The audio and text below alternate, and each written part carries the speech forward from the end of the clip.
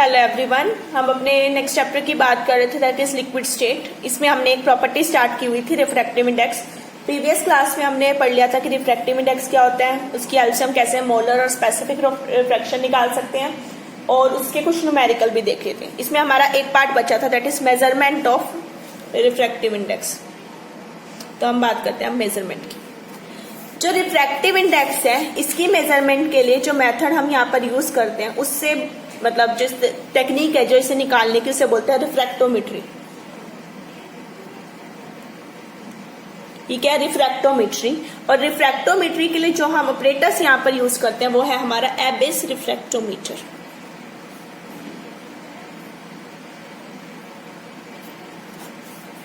ये क्या होता है हमारा एबिस रिफ्रैक्टोमीटर। ठीक है, अब हम इसकी वर्किंग देखते हैं। तो मैं इसकी वर्किंग दिखा रही हूं आपको कि कैसे हम एबिस रिफ्रैक्टोमीटर को पढ़ेंगे। ओके,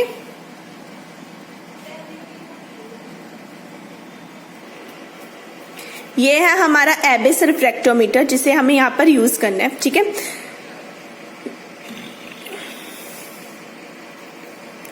एक पाइप लगा हुआ है यहाँ पे, इसे मैं ओपन कर रही हूँ। देखो यहाँ पे ओपन हुआ। ये होता है प्रिज्म।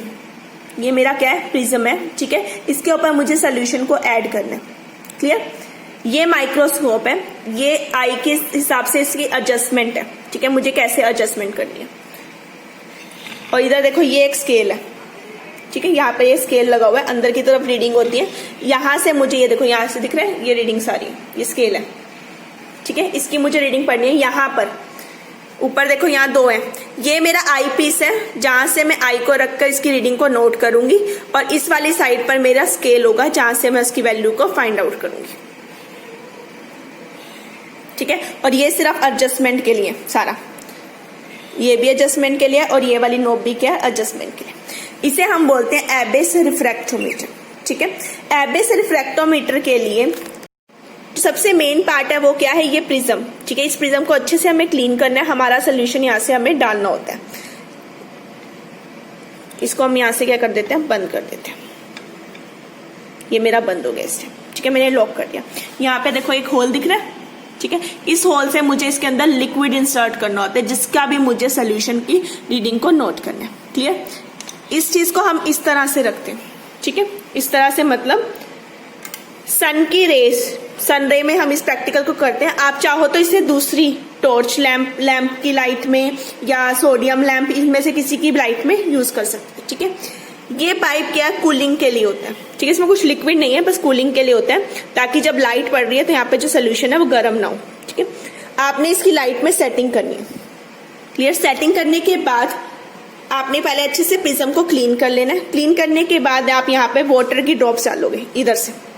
ठीक है, प्रिज्म को ओपन करो, इसको अच्छे से क्लीन कर लो एसीटोन से। हमने पहले बात की ना, एसीटोन से हम क्यों क्लीन करते हैं, एसीटोन या इथाइल अल्कोहल, जो भी प्रैक्टिकल में ना लेना हो उससे क्लीन करना है। क्लीन करने के बाद इससे यहां से अच्छे से बंद करो।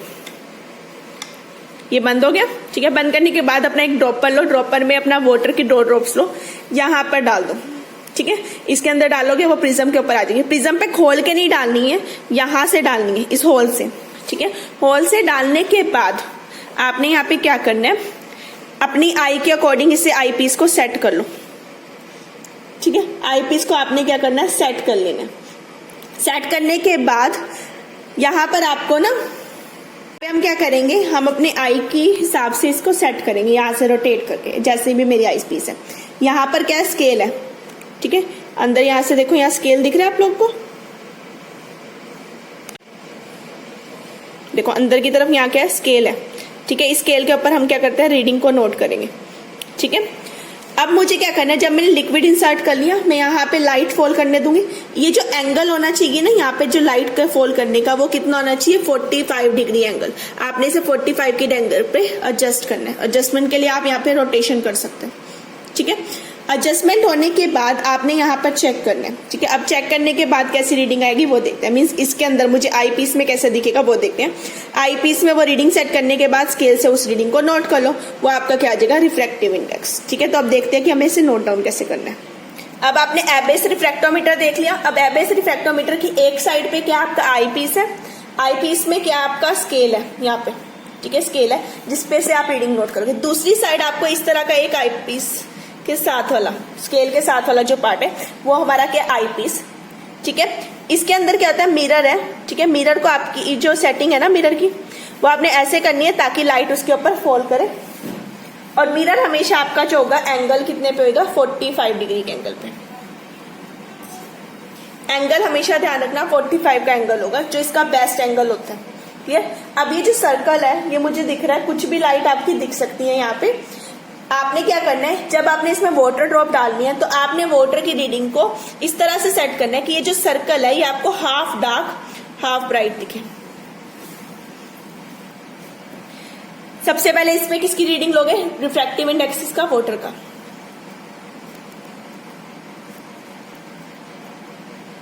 ठीक है, जो वाटर का रिफ्रैक्टिव इंडेक्स है ये आपको याद रखना ही होता है 1.33, ये स्टैंडर्ड वैल्यू है, ठीक है। जैसे ये हाफ डार्क सर्कल आ जाएगा और रीडिंग आ गई आपकी 1.33 या 1.32 इसके अराउंड, इसका मतलब हमारा इंस्ट्रूमेंट सही से वर्क करे। ये इंस्ट्रूमेंट की सेटिंग थी, इसकी हमें जरूरत नहीं है, यहाँ से सेटिंग आ गई। अब आपने क्या करना है, अब इसी ड्रॉप को, जो होल था ना जिसमें से हमने ड्रॉपर से ड्रॉप डाली थी, उसी को ओपन करना है, उसके अंदर अपना लिक्विड इंसर्ट करना है। लिक्विड इंसर्ट करने के बाद स्केल उतना ही है ना 1.33 पे, कुछ भी दिख सकता है, कुछ भी आपको आधा इस तरह से भी दिख सकती है, थोड़ी ब्राइटनेस, फुल ब्राइटनेस, कुछ भी दिख सकता है। आपने रोटेट करना है और ये एक पोजीशन लेके आनी है। फिर से जिस भी पॉइंट पे ये पोजीशन आएगी आपने उसे नोट डाउन कर लेना, वो आपका क्या हो जाएगा, रिफ्रैक्टिव इंडेक्स, किसका, आपके लिक्विड का।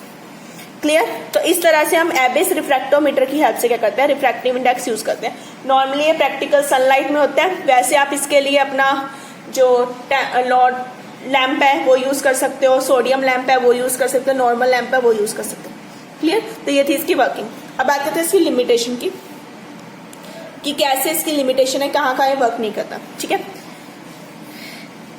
इसमें सिर्फ उन्हीं लिक्विड का रिफ्रैक्टिव इंडेक्स नोट कर सकते हो जिनका रिफ्रैक्टिव इंडेक्स लेस होता है then that of upper prism. जो अपर प्रिज्म है ना हमारी, जो पूरा स्केल है, इसमें से लेस होगा। ठीक है, सिर्फ आप उन्हीं का नोट कर सकते हो। और work only for those whose refractive index is less than upper prism. जो अपर प्रिज्म जो स्केल है उसकी वैल्यू बस उतना जितना दिया हुआ है सिर्फ उतनों को ही नोट कर सकते हो, इससे ज्यादा को नहीं। ठीक है, और इसमें दूसरी लिमिटेशन क्या है, जो इसके अंदर हमारा लिक्विड होगा ना वो ग्लास सरफेस के नियर अबाउट होना चाहिए, क्लोज होना चाहिए, तभी आप इसकी रिफ्रैक्टिव इंडेक्स वैल्यू को नोट कर सकते हो। ठीक है, तो सेकंड लिमिटेशन क्या है, जो लिक्विड है, लिक्विड की जो लेयर बनेगी, हम डाल रहे हैं ना प्रिज्म के ऊपर, ठीक है, lying close to glass surface.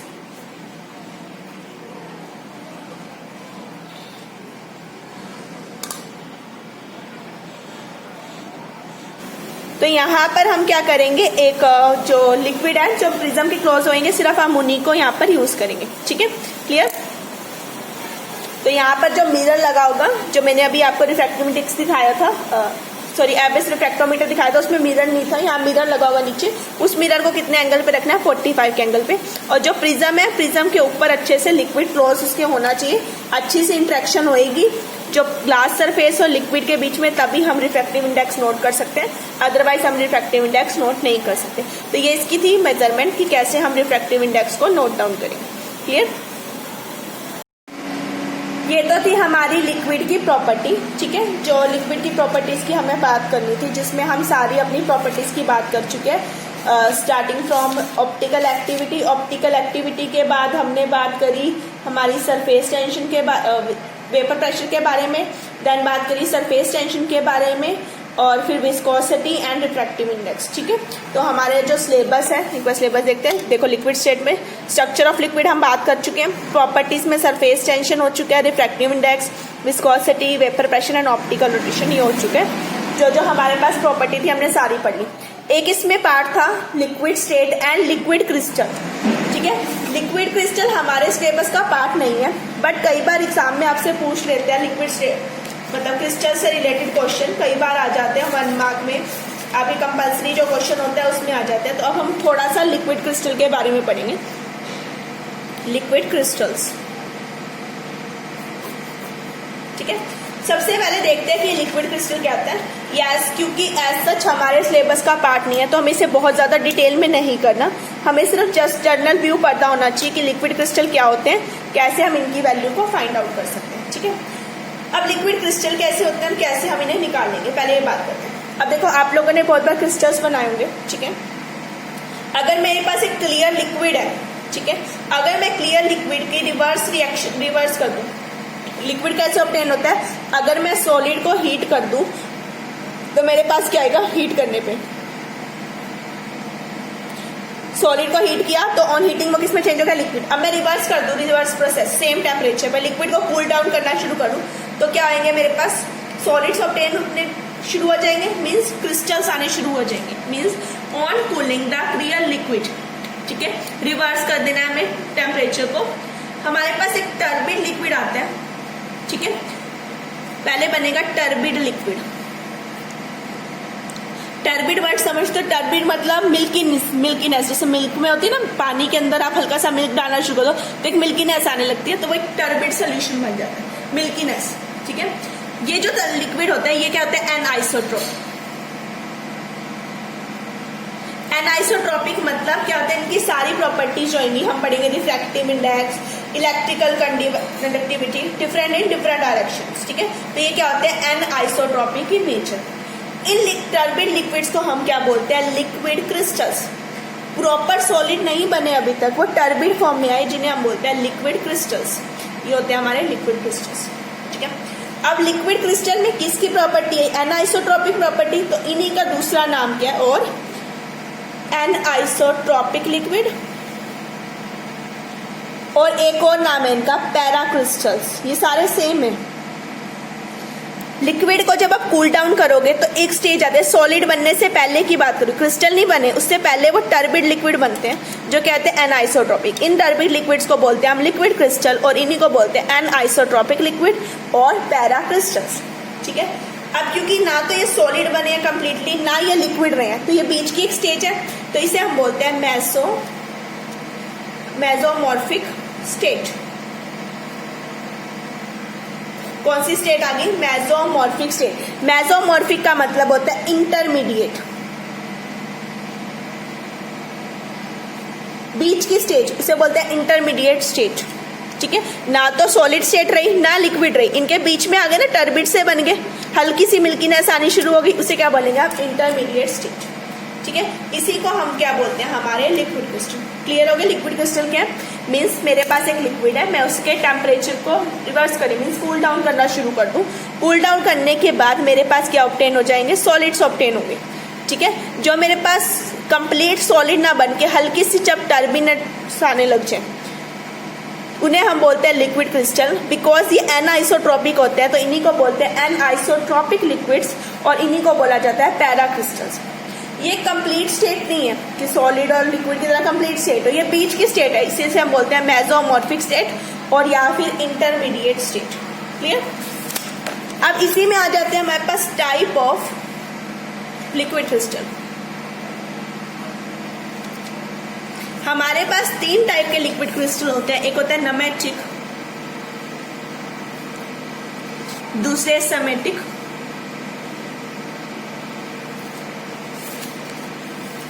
ठीक है समेटिक, और जो तीसरे वाले होते हैं वो होते हैं हमारे पास क्लोस्टेरिक।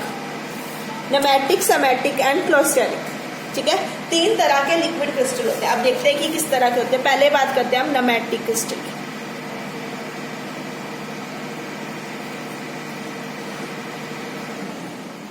क्या होते हैं हमारे पास नमेटिक लिक्विड क्रिस्टल। ठीक है, नमेटिक लिक्विड क्रिस्टल जो होंगे ना, they have long axis parallel. इनके पास पैरेलल लॉन्ग एक्सिस होंगे, बट लेयर्स नहीं होंगी, बट नॉट लेयर्स। ये आपने याद है, बिकॉज ये शॉर्ट फॉर्म में ही पढ़ना है आपने, तो इस तरह पॉइंट्स में बोल रही हूँ। इसमें लॉन्ग एक्सिस होंगे पैरेलल वाले, बट लेयर्स नहीं होंगी। ठीक है, जब आप इन्हें देखोगे, this is something like thread like structure.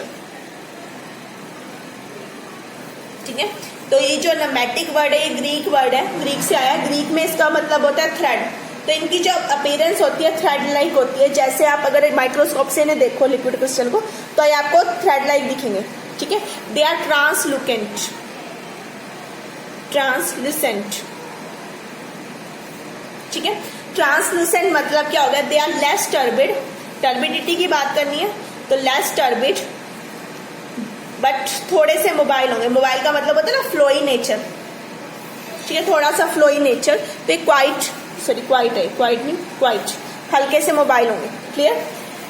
और लाइट को क्या करेंगे, स्कैटर करेंगे। ये तीन, ये ऐसे पॉइंट्स में आप याद करोगे, ठीक है। और ये लाइट को क्या करेंगे, स्कैटर करेंगे। Scatter the light strongly, light को क्या करेंगे, स्ट्रांगली स्कैटर्ड करेंगे। ओके, तो अब मैं इनका जरा स्ट्रक्चर बना रही हूं। हमने कहा पैरेलल एक्सिस तो है बट लेयर्स नहीं बनाएंगे, ठीक है। तो आपके कुछ इस तरह से बनाओगे।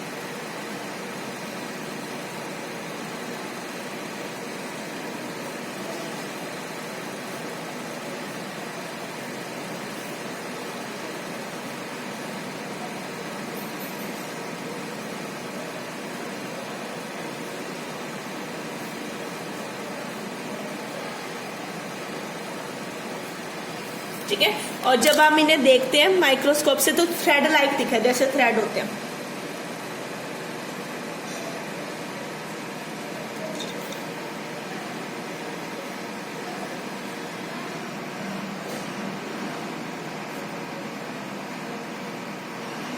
इस टाइप से, ठीक है।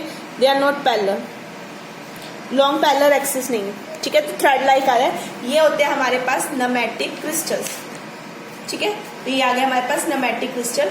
नमेटिक में आप एक आधे का एग्जांपल लिख सकते हो। फॉर एग्जांपल जो आपने याद रखना होगा वो आप याद रख लेना, पैरामिथॉक्सी सिनेमिक एसिड,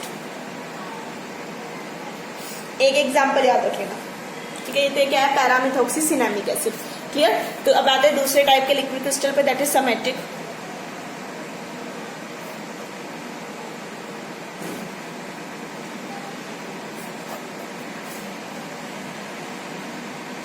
अब बात करनी है हमें समेटिक लिक्विड क्रिस्टल की। समेटिक लिक्विड क्रिस्टल में क्या होगा, they not only have long parallel axis but also arrange in layers. तो इनके पास क्या होंगे, लॉन्ग पैरेलल एक्सिस तो होंगे ही होंगे ऊपर वाले की तरह, ठीक है।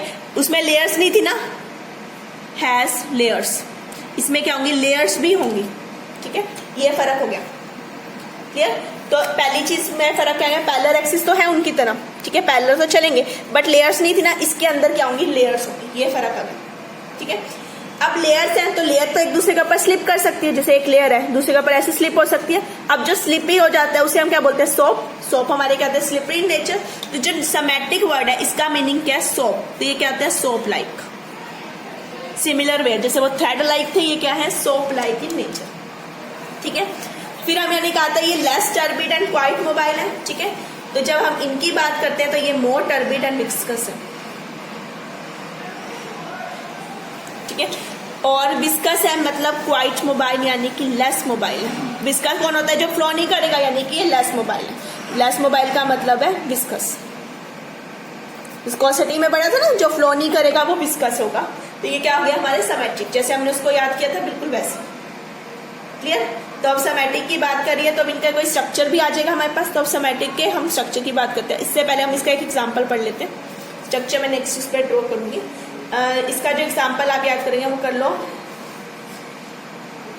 Ethyl para azoxy benzoate. एक एग्जांपल याद रख लो, इथाइल पैरा एजॉक्सी बेंजोएट। और जैसे उसका सिनेमिक एसिड याद किया था, एक और आप याद कर सकते हो, सेम है, ethyl para azoxy cinnamate. Cinnamic acid जैसा सिनेमेट, तो चाहिए याद रख लो, चाहिए याद रख लो, सब सिमिलर से हो जाएंगे, क्लियर। तो ये कौन से हो गए हमारे पास, समेट्रिक लिक्विड। अब समेट्रिक लिक्विड है तो इनका डायग्राम भी ड्रॉ कर लेते हैं। समेट्रिक, मैंने कहा पैरेलल एक्सिस है और लेयर्स भी बना रहे हैं।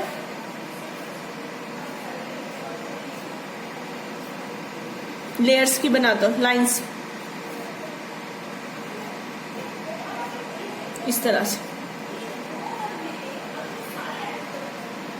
देखो यहाँ लाइंस दिख रही है ना, लेयर्स बन गई, एक ये लेयर एक लेयर, तो एक दूसरे के ऊपर क्या कर सकते हैं, स्लिप कर सकते हैं। और जब माइक्रोस्कोप से देखोगे तो कैसे दिखेंगे, इस तरह से।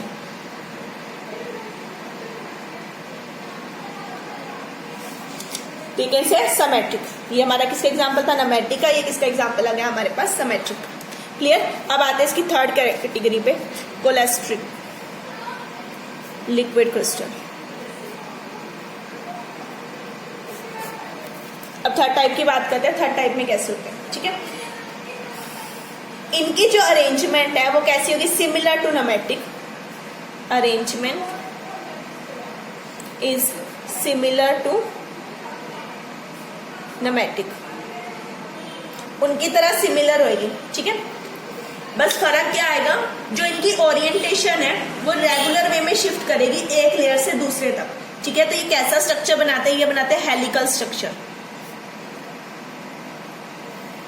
इनका कैसा स्ट्रक्चर आता है, हेलिकल स्ट्रक्चर। ठीक है, तो इनकी जो प्रॉपर्टी होती है, जैसे हम बात करें इनकी प्रॉपर्टी की, लाइक ऑप्टिकल एक्टिविटी या रिफ्रैक्शन की बात करें, ठीक है, तो ये डिफरेंट कलर की होती है अंडर द डिफरेंट कंडीशन। तो ये डिफरेंट होते हैं, ये कलर शो करते हैं। ठीक है, कलर शो करते हैं, जैसे कलर चेंज होगा इनका कलर भी क्या होगा, चेंज होगा। Means on different temperature they show different colour. जैसा टेम्परेचर आप यूज करोगे इसीलिए इनका कलर चेंज करेंगे। ठीक है, हम ये कह सकते हैं और कह सकते हैं कि colour change according to person mood.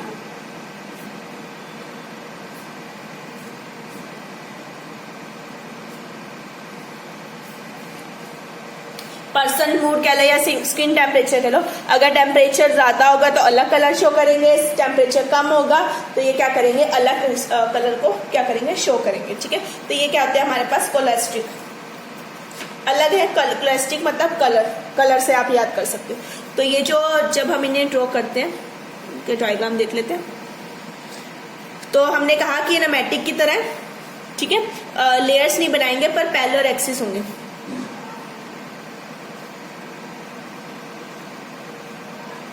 इस तरह से।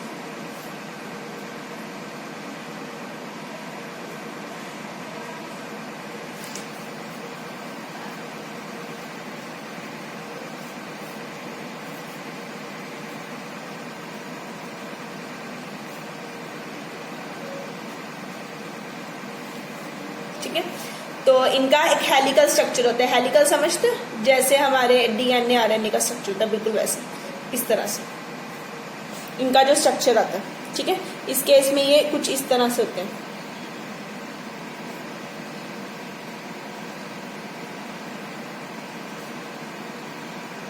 इस तरह। तो ये हमारे क्या है, कोलेस्ट्रिक।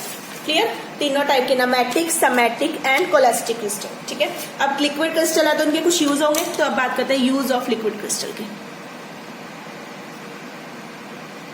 अब लिक्विड क्रिस्टल को कहाँ यूज कर सकते हैं, they are used in watches, wrist watch, जो हम हाथ में पहनते हैं, रिस्ट वॉच, उनमें यूज कर सकते हैं। और जो हमारे इलेक्ट्रॉनिक इंस्ट्रूमेंट्स होते हैं उनमें यूज कर सकते हैं। ठीक है, ऐसे इलेक्ट्रॉनिक इंस्ट्रूमेंट जिसमें डिस्प्ले हो, कैसा डिस्प्ले, विद डिजिटल डिस्प्ले।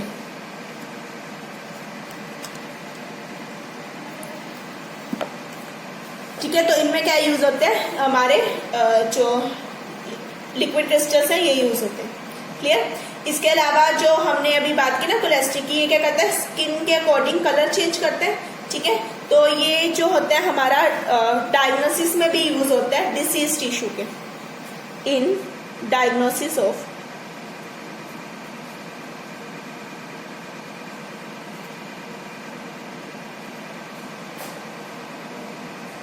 और टू स्टडी पर्सन्स मूड। तो देखा ना, जब गुस्से वाला होता है तो हम उसको रेड से रिप्रेजेंट करते हैं, मीन्स का रेड सा कलर हो जाता है। ठीक है, तो पर्सन का मूड कैसा है उसके स्किन से हम ये यूज करके लिक्विड क्रिस्टल पता कर सकते हैं। और जैसे एक नॉर्मल टिश्यू होगा उस पे इसका कलर अलग होगा, और किसी में अगर कोई डिसीज है, ठीक है, तो उनमें क्या होगा, कलर अलग होगा। तो वहां पर हम इसको क्या कर सकते हैं, नोट डाउन कर सकते हैं। ये क्या आगे हमारे पास यूजेस किसके आगे, लिक्विड क्रिस्टल। ठीक है, अब इनके बीच में डिफरेंस की बात करते हैं कि किस तरह से बनते हैं। ठीक है, तो जो हमारे पास इनके बात करें difference between liquid crystal,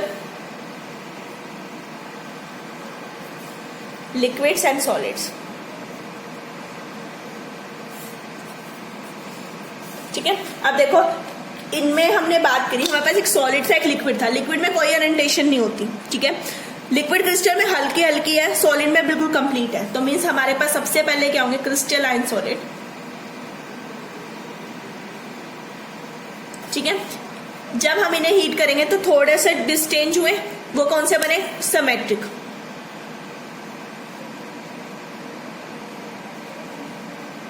symmetric से थोड़े से अलग कौन से होते हैं, नमेटिक। और इन्हें थोड़ा सा हीट करेंगे तो हमारे पास क्या बन जाएंगे, लिक्विड्स।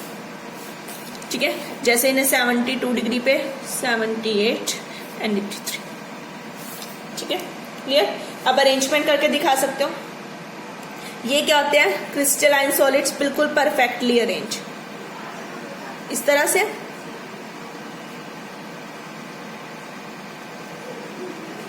क्लियर। समेटिक की बात करते हो, अभी मैंने पीछे समेटिक बनाया। समेटिक में क्या है, लेयर्स बन रही है थोड़े दूर दूर में इस तरह से।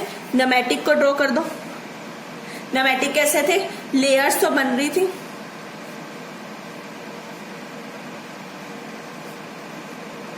इस तरह आगे। ठीक है, बिल्कुल अरेंजमेंट यहाँ पे खत्म हो गई। और जब लिक्विड की बात करते हैं तो लिक्विड तो बिल्कुल ही रैंडम हो जाएंगे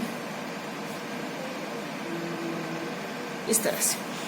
ठीक है, तो इनकी बीच में कैसा फर्क आ गया वो हमारा यहां से निकालें। क्लियर। यहीं से एक टर्म आती है thermography.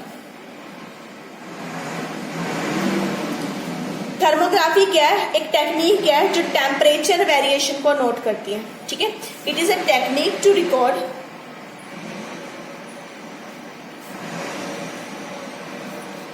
Temperature variation specially for, ये किसके लिए बनी होती है, हमारी स्किन के लिए।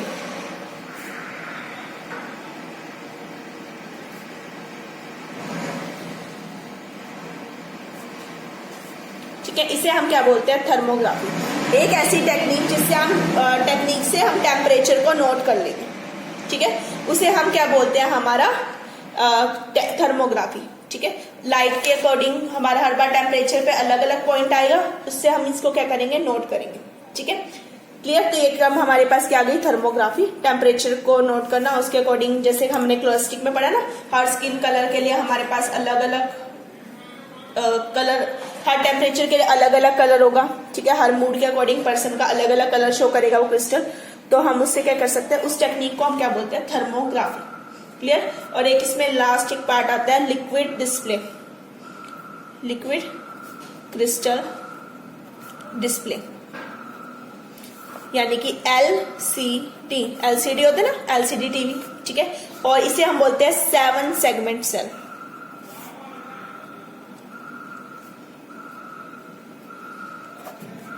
इसी का दूसरा नाम क्या है, 7 सेगमेंट सेल, यानी कि लिक्विड क्रिस्टल डिस्प्ले। तो इसमें 7 हमारे पास सेगमेंट्स बनते हैं। ठीक है, तो वहां से हमारे पास लिक्विड क्रिस्टल को हम नोट कर तो जो हमारे लिक्विड क्रिस्टल है, इनकी सबसे जो वाइड जो एप्लीकेशन है, सबसे वाइड एप्लीकेशन बात करें लिक्विड क्रिस्टल की, जो हमने अभी तक पढ़े हैं, LCD और जो भी हमारे पास इलेक्ट्रॉनिक डिवाइसेस होते हैं, उनमें सबसे ज्यादा जो ये यूज होता है वो होता है हमारी इलेक्ट्रॉनिक इंडस्ट्री, यानी इलेक्ट्रॉनिक डिवाइसेस में। ठीक है, लाइक हमारी वॉचेस हो गई, वॉच, टीवी, कैलकुलेटर। ठीक है, और इनके जो और सिमिलर इंस्ट्रूमेंट्स,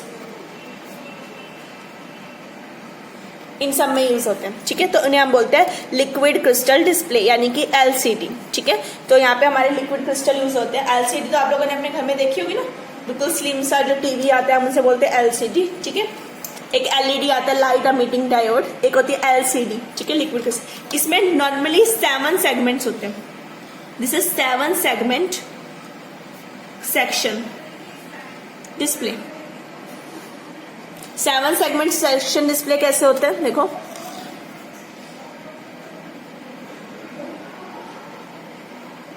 इस तरह से। इन्हें मैं थोड़ा सा ब्रॉड करके दिखा रही हूँ।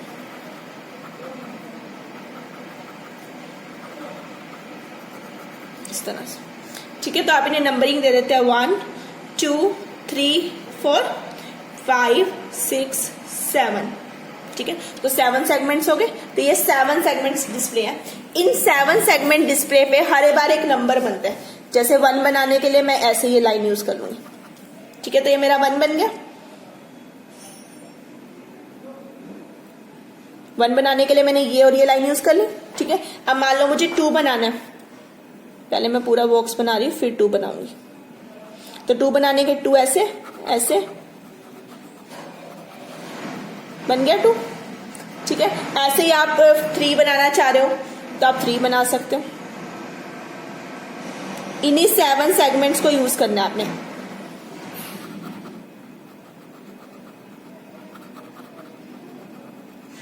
थ्री बन गया।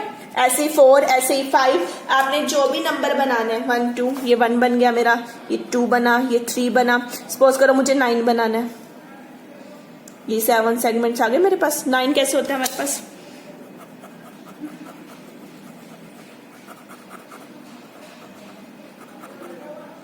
ये मेरा 9 बन गया, ठीक है। तो इन 7 सेगमेंट्स को यूज करके आप 1 से लेकर 9 तक के नंबर्स को बना सकते हो, ठीक है।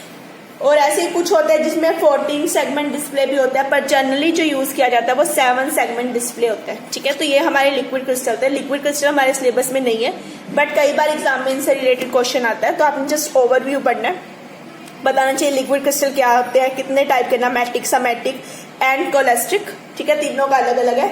जब सॉलिड है, सॉलिड को हीट करोगे सबसे पहले वो समेटिक में चेंज होगा, समेटिक से नैमेटिक में, और फिर इसकी स्टेट है, इसे हम बोलते हैं मेसोमॉर्फिक स्टेट। थर्मोग्राफी, किसी का भी टेम्परेचर का नोट करना स्किन के अकॉर्डिंग, जैसे हमारे केलोस्टिक वाले थे, ठीक है। और सबसे जो वाइड एप्लीकेशन है वो क्या है, हमारी LCD, यानी कि 7 सेगमेंट डिस्प्ले, ओके। तो ये हमारा लिक्विड क्रिस्टल का लास्ट पार्ट था, लिक्विड स्टेट का लिक्विड क्रिस्टल। यहाँ पर हमारा सेकंड चैप्टर भी खत्म हो गया।